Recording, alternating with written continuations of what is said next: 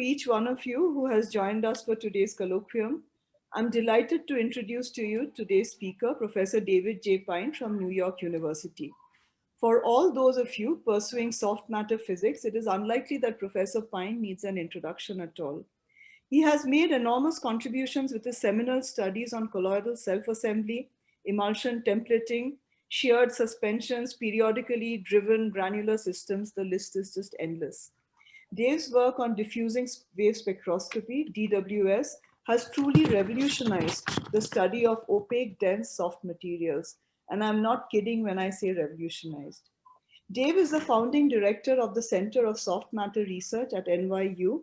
He has been a Guggenheim Fellow, is a Fellow of the American Academy for Arts and Sciences, the American Physical Society, and the American Association for the Advancement of Science. Thank you, Dave, for agreeing to give us a talk today. I hope that the next time we will meet again in Bangalore, where besides finding out about your fascinating research, the many other things that you work on, we'll also be able to go hunting for some spicy Indian food. In his virtual colloquium today, Dave will tell us about colloidal diamonds and how to use them as photonic band gap materials. Over to you, Dave. The screen is all yours. And thank you again for agreeing to give us a colloquium. Thank you very much. It is truly my pleasure to sort of be here virtually. I had a terrific time at the Raman Institute. I looked it up. It was July 2015. There's a picture of the institute that I took during my visit. Actually, you guys took terrific care of me because I had somehow come down with some sort of flu. You got me a doctor, you got me some medicine, managed to get through my lectures somehow. But I had a wonderful time. Over on the left of the screen are a couple of opals, which are colloidal crystals, as I assume most of you know. These are Raman's, from Raman's collection of opals. He was a big fan of these. I think he thought that they had some sort of liquid crystalline order. It wasn't until sometime later that the true nature of these as colloidal crystals was unearthed. But these are beautiful specimens from the collection there at the Raman Institute. Just a second here. This is where I'm from. I'm from New York, and I hang out, and I have a couple of different affiliations. I'm affiliated with the Department of Chemical and Biomolecular Engineering. It's located where the arrow shows in Brooklyn, actually. You can see the Brooklyn Bridge right here and the Manhattan Bridge here. The other part of my existence is over here in the physics department in Manhattan, near the center of lower Manhattan. And then the one other important thing on this map is located across the Hudson River right here. This is my granddaughter, Susie. These are the places that I oscillate between while I'm in New York. So the subject of our colloquium today has to do with making excuse me, photonic crystals from colloidal particles. So I thought I would start with just a review of colloids and what they are. So here what we have is an electron microscope of some colloidal particles. These are actually cubic ones that my former postdoc Stefano Sakana made. He's also a collaborator in the current work. He's on the faculty in the chemistry department at NYU. But these little particles that he artificially colored to sort of a red color are on top of one of his hairs. So it gives you a feeling for the size of these particles. They're roughly a micron in diameter. So you can see them there. Now, normally we take colloidal particles and we put them in a liquid, and they are suspended there through Brownian motion, that is collisions with a suspending medium. In this case, it's water. And the particles are small enough that they get buffeted about by collisions with the solvent, something known as Brownian motion, which historically was first understood by Einstein. His concern was to prove the atomic or give evidence for the atomic hypothesis, that is, that materials are made of atoms. And he derived his famous formula not because he was interested in the diffusion coefficient of these particles, but he wanted to have a way to measure Avogadro's number and show that atoms really exist. The question, of course, that we're concerned with in my research group is how do you assemble these tiny colloidal particles into useful structures? So just to point out some various places where you run into colloids just naturally, paints are essentially colloids. Colloidal suspensions, you spread them with a brush on a wall and the liquid component evaporates. The colloidal particles are just soft enough that they merge together when the liquid evaporates, and it leaves you with a nice essentially plastic coating on your wall. We can make colloidal crystals out of them. This is a famous set of pictures by Peter Pusey and Bill Van Meegen from, about 35 years ago now. Viruses, which are all too real in our life these days, are colloidal particles. Gold colloidal particles are amongst the oldest technology involved with colloids. They're used in stained glass windows for, I don't know, close to 1,000 years now. Milk, of course. Quantum dots is a more modern one. And as I already mentioned, opals are essentially dried out colloidal crystals. If you crack one open and look at it under an electron microscope, this is what you'll see. What you see is an ordered array of spheres. These are made out of silicon dioxide. And you see that they have a nice crystalline structure. In fact, they stack in just the same way that oranges in a grocer's stand stack, that is in an FCC, face-centered cubic structure. Because of this order, if you shine light in, it will get Bragg reflected because the periodicity of the colloidal crystal is comparable to the wavelength of light. And so just like X-rays scatter off of atoms and molecules to reveal their crystal structure, you can do the same thing with light on a longer length scale with opals. Now, I'll just quickly go over some applications. I'll come back to this and explain a little bit more how this works, but this is just to sort of get you going on why people are interested in them. This is sort of a two-dimensional rendition of a colloidal crystal that is supposed to have a photonic band gap. And I'll explain all of this, but just to let you know why we're interested in these things. You can get little resonant cavities in these materials by having a colloidal crystal and then taking out one or more of the colloids, leaving a little defect. And in this defect structure, it can support an electromagnetic mode. If you have some sort of gain medium in there and you can drive this, you can actually make a laser this way. And this is actually one of the original motivations. If you cut out a line of colloidal particles, you can make waveguides like this. So here the light gets transported around this curve. The thing that's interesting about photonic band gaps is in this area where you have the crystal, if there's a photonic band gap at those frequencies, light does not propagate. You cannot have propagating modes in this area. So when you carve out a little tunnel like this, this is the only place that the electromagnetic modes can propagate. And if you engineer the corners right, you can get it so that instead of getting reflected back, most of the light, like 98% of it, goes around the corner, and you can make little micro photonic circuits this way. Below, a sort of a prototype shown made by Paul Braun's group at University of Illinois, shows a beam splitter. So you have light coming in from the left, and then it splits into two channels here. Other things you can make is you can make filters. So here's a sort of a rendition of a filter where you're just off of resonance, so the light comes in and it gets reflected back.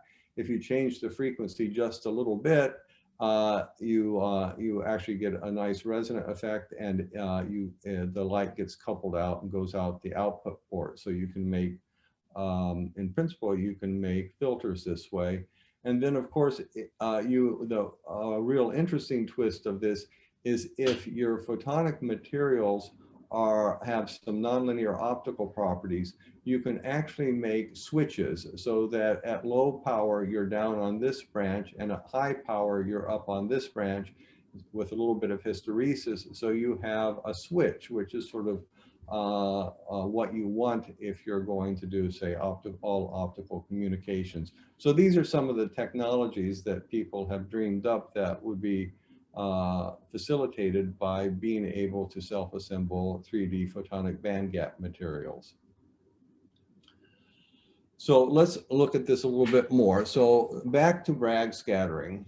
So when you have light scattering from an array of small dielectric spheres, and it's small here so that the scattering is weak, you get Bragg scattering, as we discussed before, and it obeys Bragg's law, as you're used to. One thing that you might not focus on is the fact that when you get light reflected like this, it means that the light propagating in this direction along a Bragg angle is exponentially attenuated as it goes into the sample. So light really doesn't propagate in this direction. Now, if you make the scatterers stronger, which you can do by making them bigger and increasing their optical contrast, that is increasing the refractive index of the particles relative to the background, you still get Bragg scattering, but the range of angles over which light is completely reflected gets bigger. So it's over a bigger range of angles. Now, if you consider Bragg scattering off different planes, they too can be spread over a wider group of angles.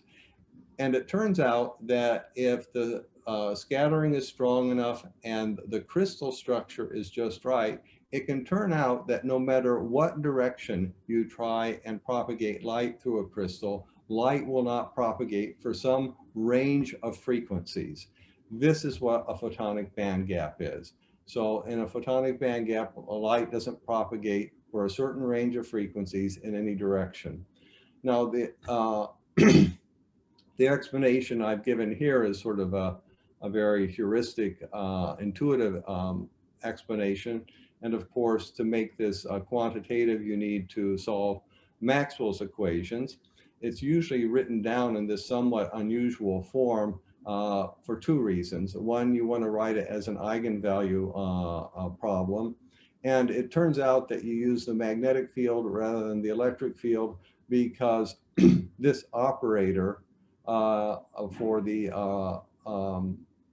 magnetic field is Hermitian. If you do it for the electric field, it's not Hermitian. So we can use all the formalism and mathematics that we've built up to study electronic band gaps. You can use the same mathematics to do photonic band gaps. The one difference is it's a little bit harder for photonics because your fields are vector fields, whereas the wave function for electrons is a scalar field. So there's a slight complication there, but that can readily be handled.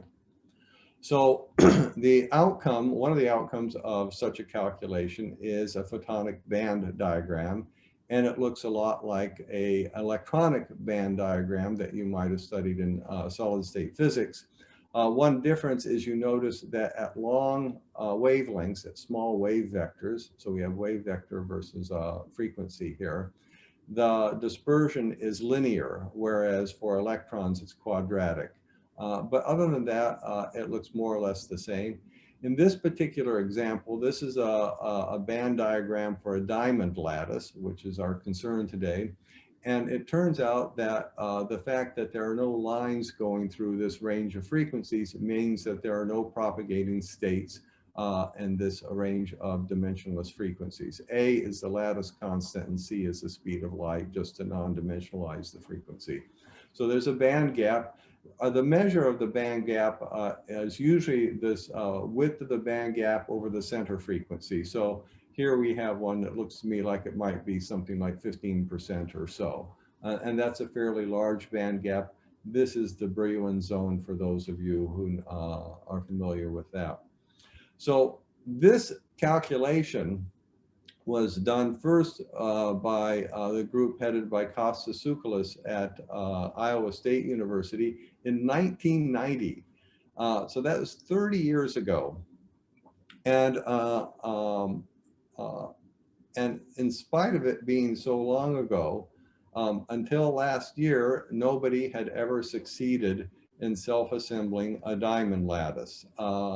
So it turns out that it's not such an easy thing to do. So we'll come back to that. The calculation by Kostas Tsoukalos was really motivated by two important papers that came out a few years earlier in 1987, one by Eli Jablanovic. And what he pointed out was that if you could make a material with photonic band gap, then inside the band gap, there are no states for light. And what this means, amongst other things, is that if you had a molecule in a material with photonic band gap, and it had an excited electronic state that decayed to a lower state by emitting a photon that had a frequency within the photonic band gap, that transition would be suppressed. It'd be completely suppressed. And so he proposed this as a way to control spontaneous emission. The idea he had, and it's still a live idea, is that this could be used to make more efficient microlasers by suppressing unwanted transitions so that you only got a transition at the frequency that you wanted. Around the same time, Sajiv John, who was at Princeton at the time, was thinking about photonic band gaps for a completely different reason, and that had to do with Anderson localization of light. This is something that he had proposed a few years earlier, but didn't have a really practical way of doing it. And what he pointed out is that if you had a material with a photonic band gap and introduced a little bit of disorder, that near the band edge, just below or just above the frequency where you get a photonic band gap, that he argued that you ought to be able to see Anderson localization. Now, nobody has seen this yet. There are simulations that imply that John was correct in this assertion, but it's still something that hasn't been demonstrated experimentally, and at least not in 3 dimensions. And so it's something that remains to be explored. So this is just to emphasize this, what I said about spontaneous emission. Here's a material with a structure with photonic band gap. Here's the density of states, and you see this just emphasized that within the photonic band gap, there are no states available. So what you actually do is you suppress the quantum fluctuations of the electromagnetic spectrum. So the virtual photons that come into existence and then decay away don't occur within here. So it really has a profound effect on the electromagnetic spectrum. All right, so I wrote that all out here. I didn't remember that. So back to this. So this is just the same slide I showed you before, but now you understand a little bit more about how it works, because in these areas where you have a complete photonic band gap, you can't get any light propagation. So the only place it can propagate is where these defects are. And by properly engineering them, you ought to be able to make these different devices.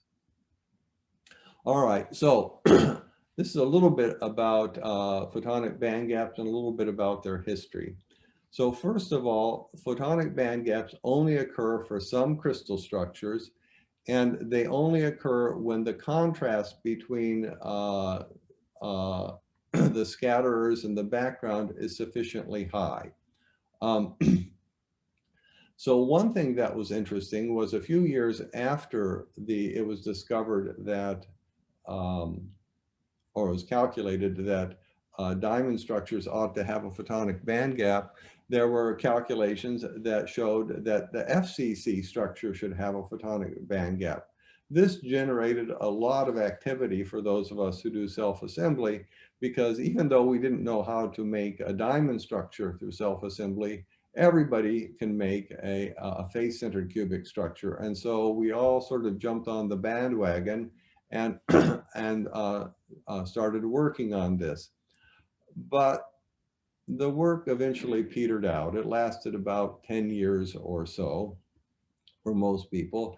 And the reason was that you need a high dielectric contrast, a contrast of 2.83 in the refractive index or larger, in order to get a photonic band gap in a face-centered cubic crystal.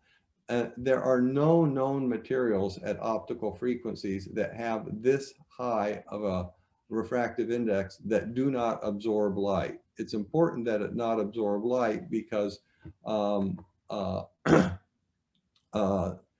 that's sort of a trivial reason why light doesn't get through the sample, and it doesn't have all the nice properties of the photonic band gap. One thing I should point out is in the face-centered cubic structure, the structure that has a photonic band gap is a structure where the spheres have a lower refractive index than the background. So what people typically do is they make a photonic crystal out of something like polystyrene spheres, which these are. They fill the interstices with a high dielectric material, say like titanium dioxide, and then they burn out or etch out the polystyrene spheres, leaving behind what people often call an inverse opal. Even so, by the way, the refractive index of titanium dioxide, depending upon what phase you have and so forth, is generally between 2.4 and 2.6. So it's shy of this minimum value you need to open up even the smallest band gap. Okay, so realizing that, diamond becomes a much more attractive crystal structure. It has a large band gap. This measure I said of the band gap frequency to the center frequency can be shown to be between 0.1 and 0.3. That's quite large.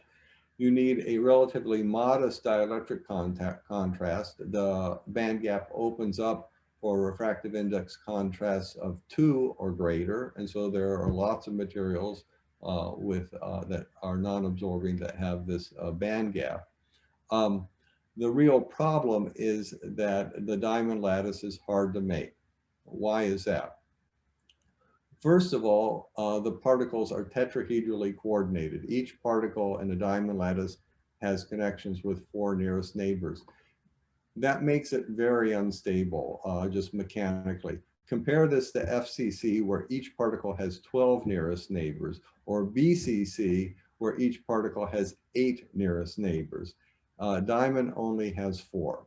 Secondly, if you make a diamond lattice out of spheres and make the spheres as big as you can, which is just when they touch, a diamond lattice will occupy 34% of the volume. Compare that with FCC, which is 74%, or with BCC, which is 68%.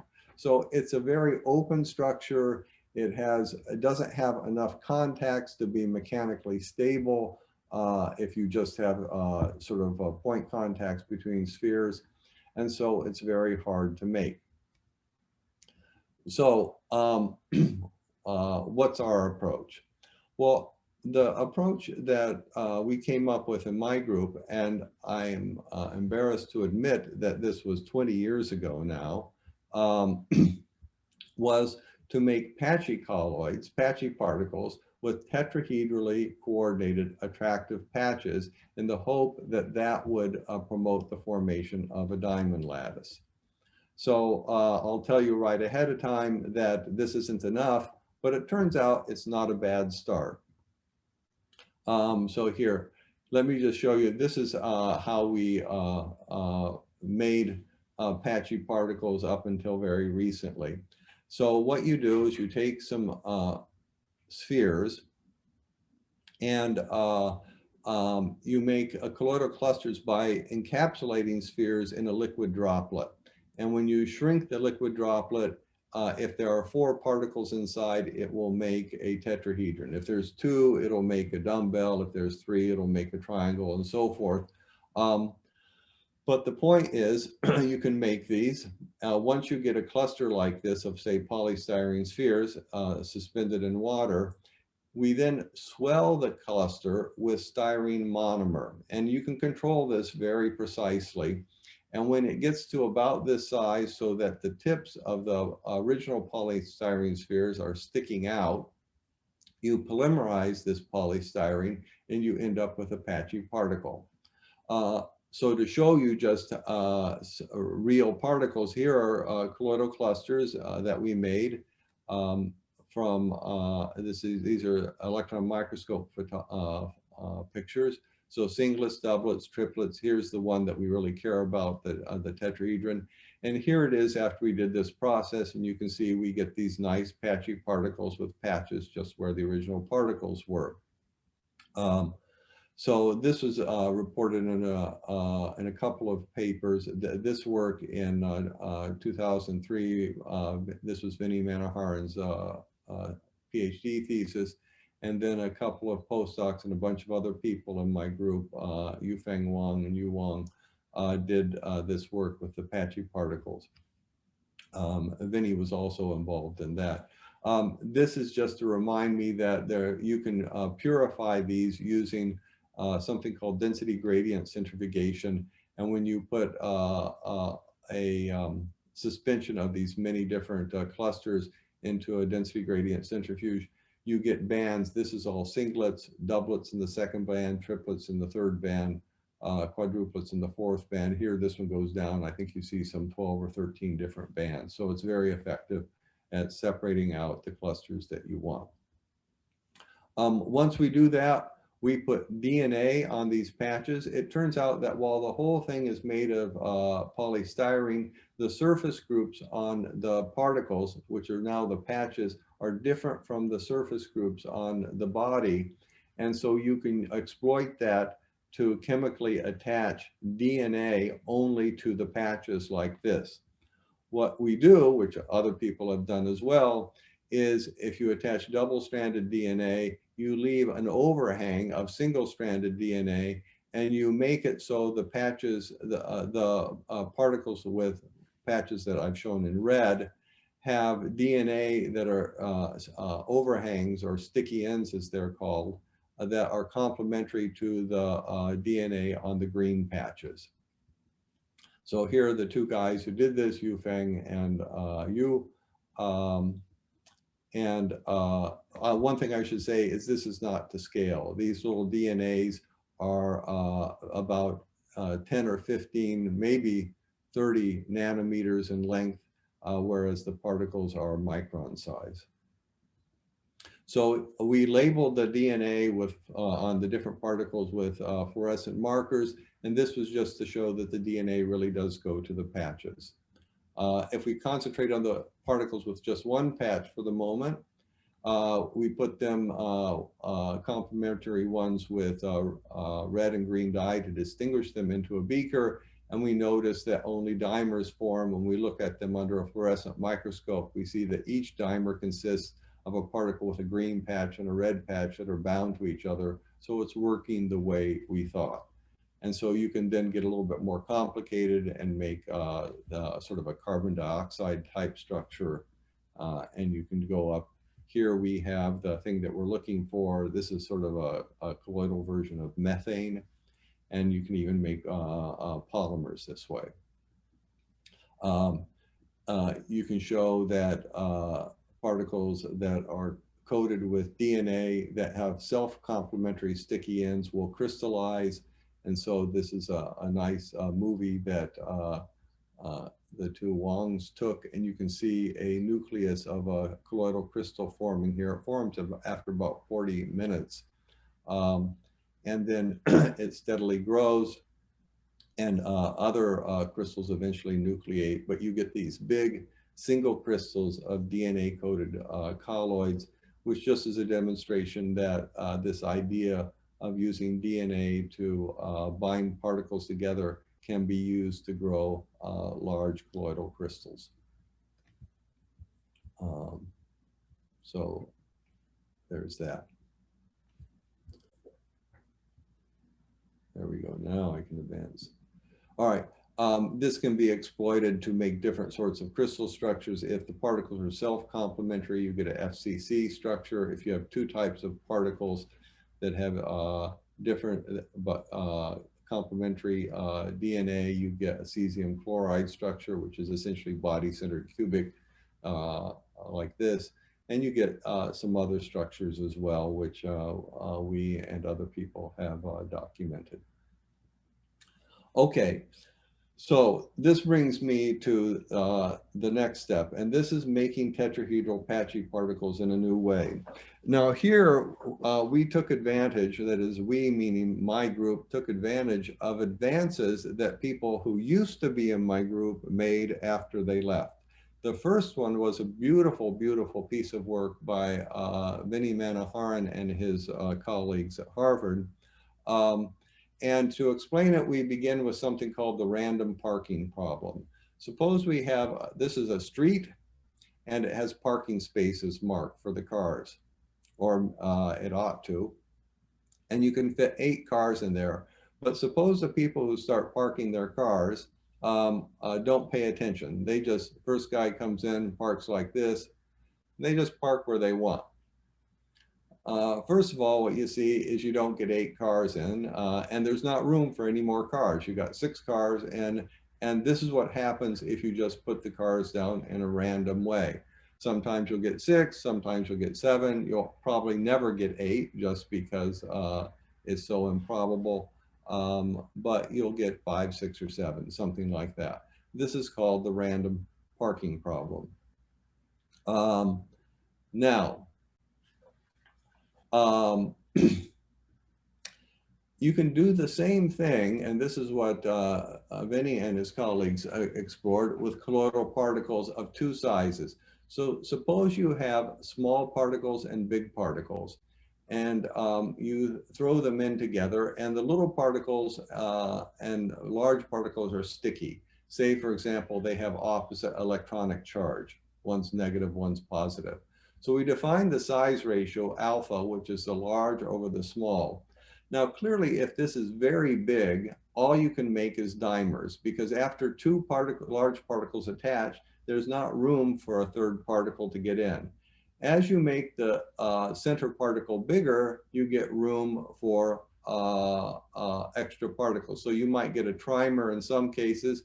You still might get them coming in and sticking like this. And if they stick right across from each other, there isn't room for the third one to get in. And that's what we mean by random parking. So some of them will be trimers and some of them will be dimers. You can go on, you can get, there's a special ratio, which we'll come back to.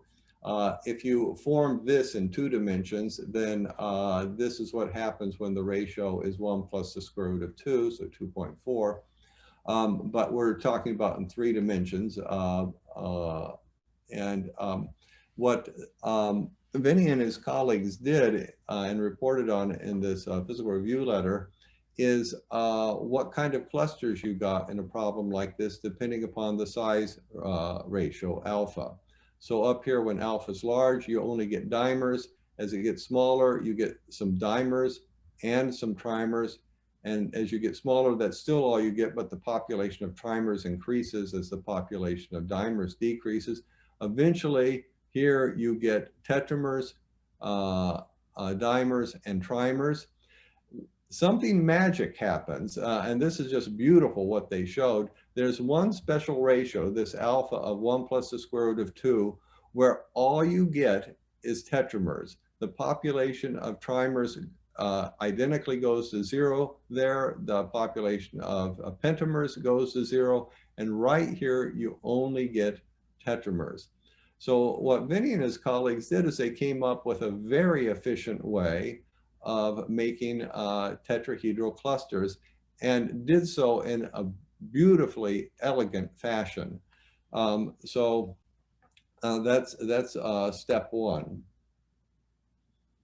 Step two was taken by Guy Rayi and Stefano Saccano. Both of them had been postdocs with me, but they had clever ideas of their own. And they decided to build on this idea that Vinny Manoharan had.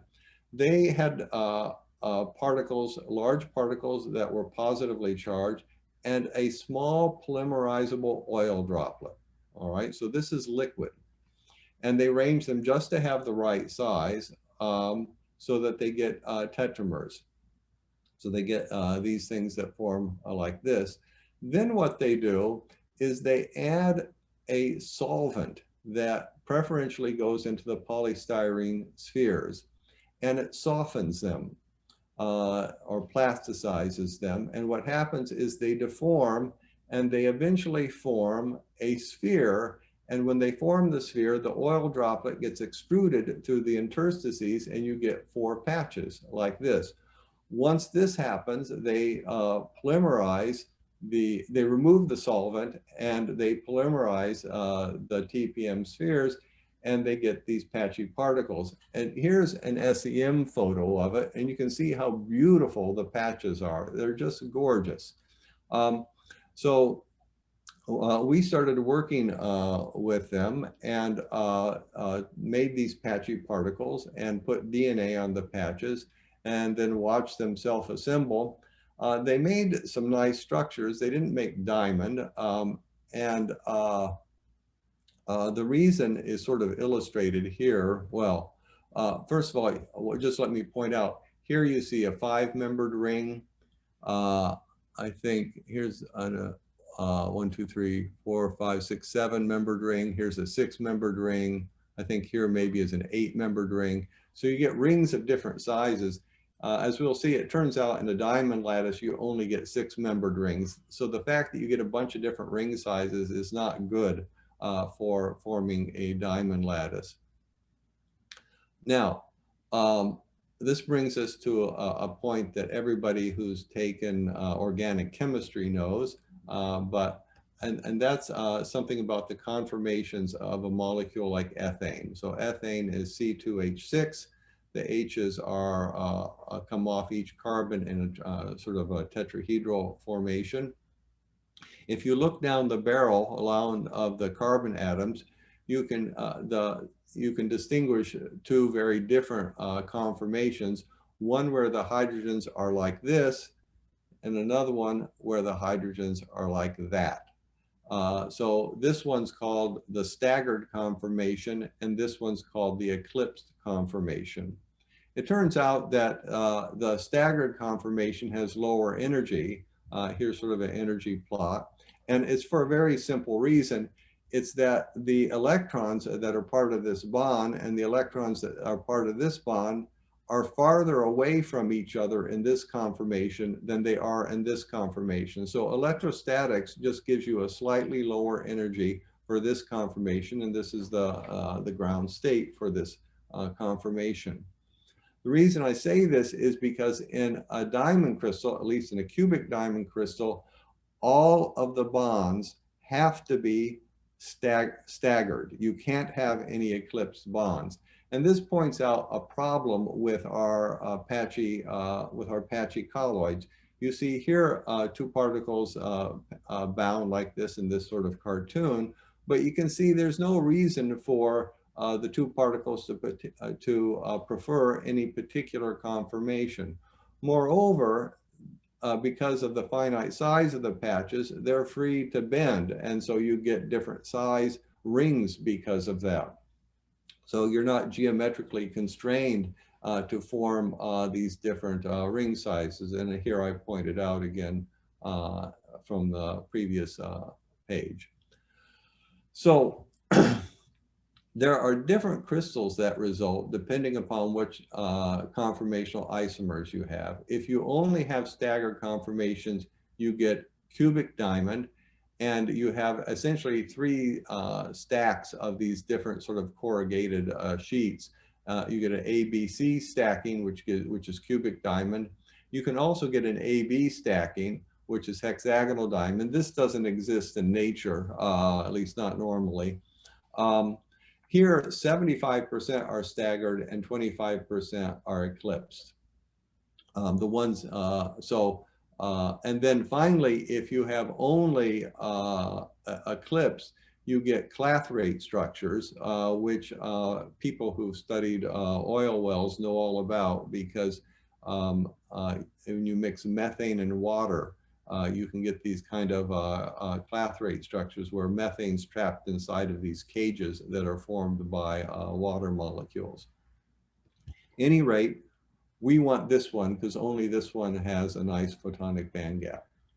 So we have this new way to make patchy particles. And one thing my student, Mingxing He, noticed when making these is that this is an interesting particle here.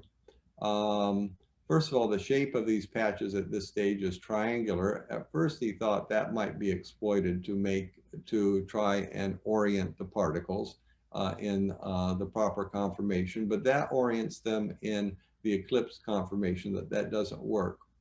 So that doesn't work. But on closer look, he started thinking about these lobes.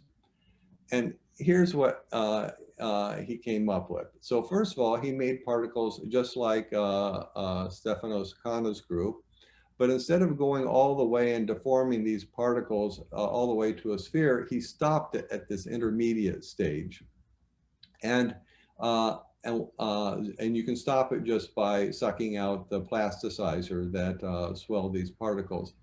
And it pushes out the TPM partially, and you form these patches, which you can then polymerize, and you can functionalize with DNA. So all of that chemistry we know how to do. So what's the point of this? The point is these new particles fit together in a nice way. So you're going to have this patch attracts that patch. The thing is, those patches can bind to each other only in the staggered conformation. If you look over here, if you try and bind in the eclipsed conformation, the lobes get in the way and these two patches can't get close enough to bind. In order to get close enough to bind, these two particles have to twist relative to each other to form this staggered conformation. And this is a winning idea. So the question is, how good are these particles that Mingxing can make?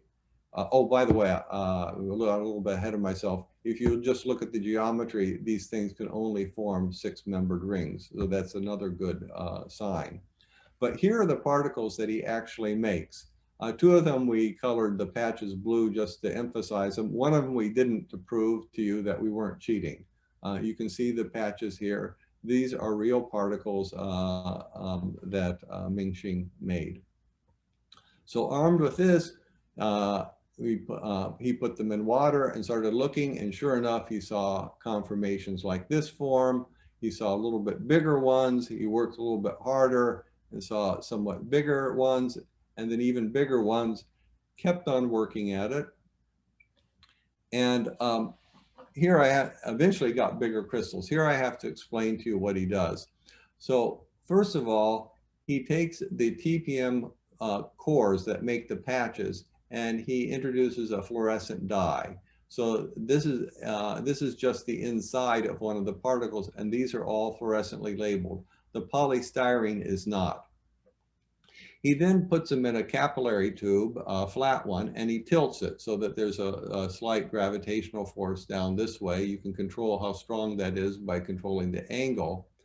And what that gives you is that gives you a sort of exponential atmospheric population. So it's a little bit more concentrated down here than here. So you get crystallization starting here. And here is a picture from a fluorescent microscope looking down on a sample. This is the direction of the particle concentration gradient. And you can see down here that crystallites are beginning to form. And you get this characteristic honeycomb pattern, which is indicative of a diamond crystal. If you wait a little bit longer, you get really big crystals here. Here our crystals are something like 50 to 100 microns in size. You can look at them in detail. This is the 111 plane. This is the 110 plane, and they correspond exactly to what you expect for a cubic diamond. We can also look at them with confocal microscopy and go through the z-axis, and we can see that our crystals are fully three-dimensional with the right crystal structure. They're as deep as they are wide, so we get nice three-dimensional diamond crystals. If you look at it under an electron microscope, you get these beautiful pictures. This is what you expect as the ideal, and you can see that we get these nice large crystals this way.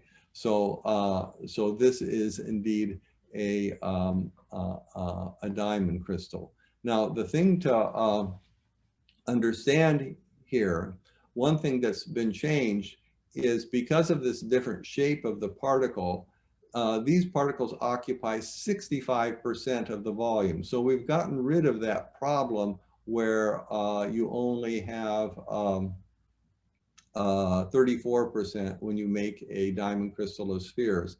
Secondly, whereas the diamond crystal of spheres had 4 contacts per particle, if you count it here, there are actually up to 28 contacts per particle. These are the most constrained colloidal crystals you might ever see.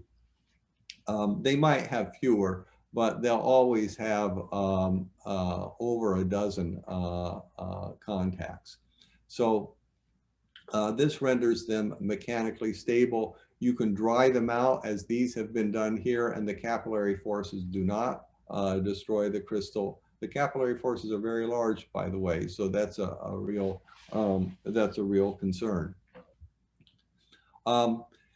Here, just a little bit more detail. You can characterize the geometry of these particles by 2 parameters. One we call the compression ratio, which is the ratio of the distance between spheres to a sphere diameter, all right? And when we deform the crystals, that becomes less than 1. So this corresponds to a compression ratio of something like 0.75. The other one is we call the size ratio, which characterizes how far out the patches stick. The patches have to stick far enough out that particles in the staggered conformation can bind to each other. So that's the other ratio. So it's just this B over A is the size ratio. With that, we can make a phase diagram, which we do both experimentally and through simulations. These are simulations that Etienne Ducrot in my research group did. And so we have compression ratio on the vertical axis and size ratio on the horizontal axis. And where you get these red diamonds, that's where the diamond crystal form in the simulations. We looked at this experimentally, and where you get the solid blue circles, we got diamond crystals. The open blue circles, you didn't get diamond crystals, and it corresponds to what we expect from the simulations. The error bars just have to do with the uncertainties in our measurements, trying to be as honest here as we can. So in order to make, actually, both the direct lattice and the inverse lattice have photonic band gaps. But we make the inverse lattice for two reasons. One is that the photonic band gap is larger in the inverse lattice.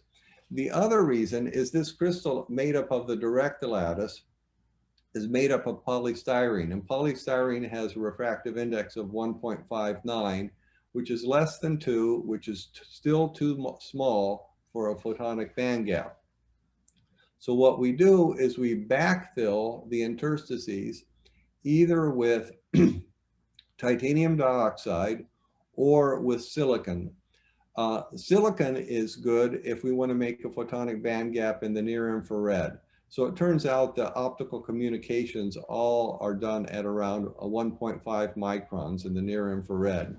At that wavelength or frequency, silicon has a refractive index of, what is it, 3.4, if I recall correctly. So well above what is needed and makes a very, very nice photonic band gap in principle. You can also do it with titanium dioxide, which is 2.4. That's still well above the minimum of 2 that's needed. So what you end up with, if you go through this process, is you end up with an inverse lattice, which might look like this. This is just a computer rendition. If you calculate the photonic band structure, you might worry that while the diamond lattice of spheres had a photonic band gap, maybe a diamond lattice of these funny shaped particles does not. But that's not the case. We did the calculations, and what you see here is that that there is a photonic band gap in these structures. For this one, the photonic band gap has a width of 12%. This hasn't been particularly optimized, but that's really quite good. We can optimize it. I won't go through all of the ways we have of doing this, but this is the relative band gap as a function of the compression ratio. The size ratio doesn't much matter for the photonic properties. And this blue region is the range of compression ratios that we can make. If we do titanium dioxide, you can see it peaks almost where we like it to peak with a band gap of about 8 or 9%. With silicon, it peaks up at about close to 15%. That's if we make this structure, which is just a straight inversion of our lattice. If before doing the inversion, we coat our spheres with some layer that ultimately we sacrifice before doing the full inversion, we can make it a more open structure, and that can increase the band gap dramatically. For silicon, it can increase it from something like 14 or 15% up here to 22%. You can even go further. If you really try and optimize it, you can get up to 30% in principle. Similarly, the titanium dioxide can be optimized, and it can get up to close to about 15% or so. So you can get nice photonic band gaps this way. So this is where we are right now. We're working on doing the inversion. We have one student in my group is working on doing the inversion with titanium dioxide and is making nice progress on that. The other is working on doing it with silicon. He is also making nice progress. So I'm hopeful that in the next few months that we'll get that working, and that will begin being able to measure the optical properties of these materials and exploring the physics of materials with photonic band gaps. So that's where we are now.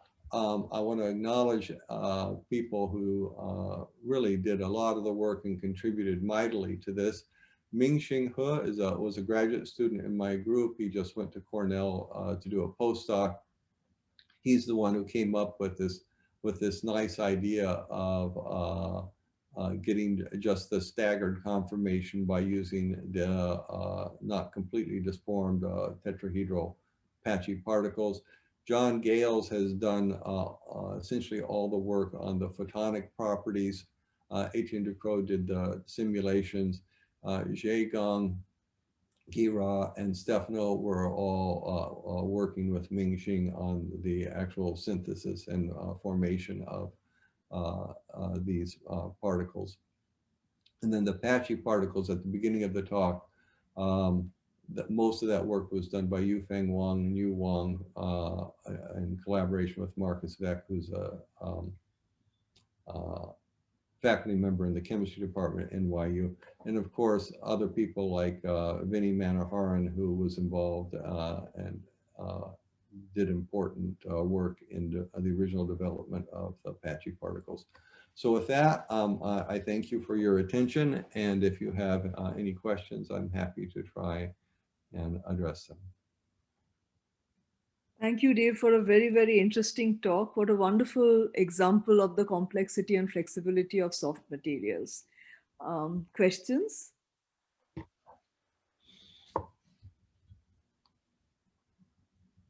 I'll ask a question in the meantime. I was just wondering, you know, this colloidal fusion, you know, and the diamonds that you created, is it possible to make these with, say, hydrophobic patches? All right, so that's an interesting question. So, I mean, the broader question, I think, is do you need DNA or can you use other kinds of interactions? And so I think the two that come to mind, if you're familiar with soft materials, are the one you mentioned, hydrophobic interaction, and the other one is a depletion interaction. Yes. And I think, I mean, the answer is yes to both of them. I have another student who's actively working on the depletion interaction idea right now. There, what you do is you make the polystyrene part of the patch of the particle rough on the length scale of the depletant, which we use silicon nanoparticles, and you keep the patch smooth, which leads to a depletion interaction only between the patches. So that's not working yet, but we're making progress on that. We're not currently working on the hydrophobic idea. I don't think it's a bad idea.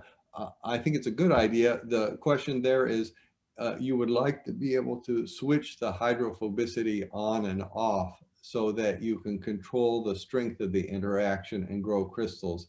If it's just a very strong interaction, you run into the same problem that you run into in almost any system, and that is you get amorphous structures because the self-assembly occurs too quickly. So the trick, in however you do it, is to be able to control the strength of the interaction. This is one of the things that's very nice about DNA, because with this DNA binding, you can control it with temperature. At high temperatures, the DNA doesn't bind. At low temperatures, it does bind. And that means that you can get right at the transition temperature and control the interactions very finely by changing the temperature. So that's the most appealing thing about that. But what you'd like to have if you use a hydrophobic interaction, and it is possible, I think, is to have is to be able to control it somehow through the solvent quality, maybe with temperature. Yes. In order to make them bind. A related way you could imagine doing it is with Casimir forces, which you get near a critical point due to critical point density or concentration fluctuations. That should be possible too. So there's, I think there are different approaches to doing the self-assembly with different interactions. It's a good question. Okay, so the sizes of the patches cannot be too large, because if they are, then you might end up with some amorphous structure. Yes. So you have to be able to control that. So, I mean, in fact, I learned, and you know, my graduate student, Ming-Xing, was leaving, and it was important that he pass this technology on to younger members in the group. And the younger members in the group were having trouble. Every group meeting they come, they say, well, it didn't work this week. It didn't work this week. It didn't work this week. And I'm like, what gives here? How come it's not working? And first they tell me, oh, Ming-Xing is just magic. And then finally Ming-Xing tells me, well, in fact, only about 1 in 8 of his particle synthesis work, because getting this patch size ratio just right is delicate. That sounds awful, but the thing is, when it does work, he makes a ton of particles, and it keeps him busy for 6 months. So it's not so bad. I have one postdoc, another postdoc who tried it, and she got it right on the first try. So she's vowed never to do it again, because she's the only one in our group with 100% success rate. But hopefully we'll get better at this. There is really an art to making these particles and making them right. That is one bit of delicacy here. Yes. So my colleague Urvashi has what she calls is a naive question. She asks, how do self-assembled diamond structures differ in their preparation scheme from, say, the carbon dots, or for that matter, any other self-assembled structures? So, okay, you may have, I'll try and answer the question. I'm not quite sure what the question means. That is, I can imagine it means different things. Okay. All right, so first of all, people have made self-assembled diamond structures from nanoparticles. In particular, I think the first one to do it was, this is a problem with old age, the names go out of my head, a chemist from University of Chicago, Russian. I don't know why I can't think of his name, it'll come to me in a minute. So he's made some diamond crystals. Here you have some very peculiar molecular interactions that are that work on 5 nanometer length scales that don't, and it's really chemistry that's going on. So there's some chemistry that works in those nanoparticles that allows them to make diamond structures, but they're too small for photonic crystals. They're like 5 nanometers in size. They need to be 100 times bigger than that, or 50 times bigger than that. So that maybe that's one question.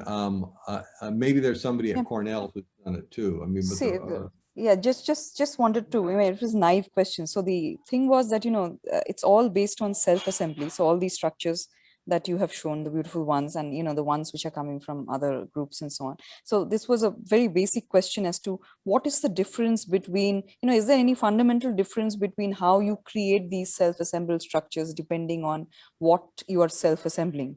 I mean, whether it is, this or that. Yeah. In terms of achieving a photonic band gap, yeah, it seems that almost any way that you can make a diamond structure will give you a photonic band gap. Okay. By the way, there's something interesting about the diamond structure in terms of band gaps generally.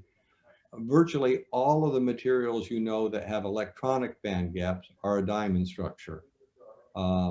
Silicon is, germanium is, carbon is. It has a very wide band gap, so we usually think of it as an insulator rather than a semiconductor. Right. But even things like gallium arsenide, gallium arsenide is a zinc blend. A zinc blend is essentially a diamond structure. It's just that you have the two types of atoms on making up half of the diamond lattice. So the diamond lattice turns out to be very special in terms of making band gaps. And virtually any way you can do it will work. in terms of giving you a diamond structure. Some are better than others. For example, it's been pointed out that a diamond lattice, not of particles, but of struts that just connect all the points in a diamond lattice, that has the widest band gap of any diamond structure I'm familiar with. So, but that's sort of a nuance. Virtually any diamond structure with the right refractive index contrast will give you a photonic band gap. So I don't know. I think that's fine. That answers answer my your question. Thank you. question? Yeah, thank you. Professor Shobo has a question. What is Hi, different? Shobo. Oh, yes, Shobo, would you please come online? Let's see. What's it say? What is different in acoustic waves? All right. So in principle, you Hi, can do hi, this. Dave. Hi, Shobo. Good to hear from you. In principle, you can do this with acoustic waves. The main problem or challenge is that acoustic waves always have some significant, at least as far as I'm familiar with, some significant absorption. Okay. So you can get photonic effects. I mean, really, a photonic band gap is something that occurs. It's an interference phenomenon. All right. In order to get good interference, Right. you need to have things interfere over several wavelengths. And so, if the absorption is strong, the band gap effects are diminished. So, yes, you do get them, and people have explored phononic band gap materials to some extent, but it's not quite as nice as with light just because of the absorption. But otherwise, it works just fine. It is truly a wave phenomena that works for any kind of wave. So just a follow-up question, Dave. So that basically means that you can get as much contrast as you want, but the absorption is the killer. Is that roughly right? Yeah. Yeah, that's right. That's right. Thanks. Great talk, though. Thanks for joining us, Shobo. The next question is from Anirban, who says, what is the packing fraction of the lattice? With so many mechanical contacts, is the packing fraction more than FCC, which is 74% volume? So the packing fraction is around 65%. So it's a little bit less than FCC, but the contacts, it depends on what the size ratio is. That is how far the sticky patch sticks out. If it sticks out just enough so that the patches barely touch, then you have, I had it in my talk somewhere, 28 contacts per particle. I mean, it's astounding. I had to count it 3 or 4 times to make sure that I had gotten it right. If it sticks out a little bit farther than that, then what you get is something a little different. You get at least 4 contacts per particle, but the degree to which they can rattle around those 4 contacts is strongly constrained by the lobes in the tetrahedral patchy particle. And so they'll sort of bounce back and forth between these 28 possible contacts. And they're so highly constrained that the lattice is completely stable. Anirban, does that answer your question? If it doesn't, I can talk more. Okay, I understood your argument, but I am thinking in terms of kind of entropy, because the more the volume, if a particle has more volume to move, so the entropy of that system might be larger. You're all right. That's an excellent point. That is really an excellent point, and it's actually manifest in this phase diagram. You notice over here at a, wait, actually what I want to do, yeah, this is at a compression ratio that's 0.9, that's large, which means that the spheres aren't very compressed because the distance between spheres is almost equal to the diameter of the spheres. And this is the optimal, this line indicates the lowest free energy. And you, or this, sorry, no, this, I'm speaking nonsense. This line is where you get perfect geometric fitting. And you notice here that where you get perfect geometric fitting at these high compression ratios, which means not compressed very much at all, you don't even get a diamond crystal forming. And the reason is entropy. That is, if they form here, then they can't wiggle around. There's no free volume for each particle to wiggle around in. So what you're better off doing is going to a bigger size ratio, which means the patch sticks out farther. And when the patch sticks out farther, that means when the particles touch, the lobes aren't touching. And it means that the lobes can, the particles free to rattle around a little bit within the lobes, within the constraints provided by the lobes. So that's the reason it crystallizes up here at these large size ratios, meaning the patch sticks out far, so that there's enough free volume, enough entropy for the crystal to form. Over here, you've paid a huge entropic price. Essentially, the particles are just stuck and they can't move, and it's too big of a price to pay. All right, so I hope that goes a ways towards addressing your question. What this says is that entropy is important here, just as it is in the formation of just about every other colloidal crystal I know about. Okay. Thank you. Thanks, Anirban. Any other questions?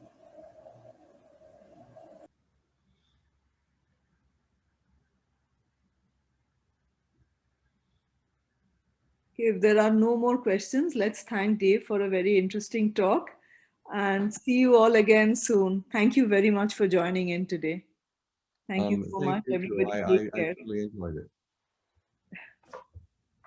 Bye. So I'll see you guys. Yes, in Bangalore, hopefully. I hope so. It'd be great. Yes, that would be wonderful. Thank you. Bye, everybody. Stay safe.